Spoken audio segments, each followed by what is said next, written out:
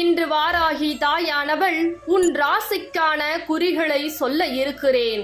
உன் எதிர்காலத்தை பற்றியும் சொல்ல இருக்கிறேன். அதில் என்ன நடக்கப் போகிறது என்பதையும் நான் சொல்ல இருக்கிறேன். அதனால் என் தங்க பிள்ளையே, உன் ராசியை தொட்டுவிட்டு இந்த வாராகி தாயின் வாக்கை முழுவதுமாக கேட்க வேண்டும்.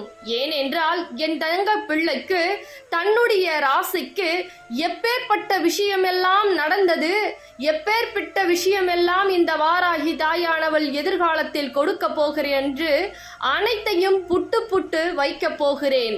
அதனால் இந்த பதிவு உன் கண்ணில் பட்டால் கவனமாக முழுமையாக வாய்ப்பை தவற விடாமல் கேட்டுக்கொள்.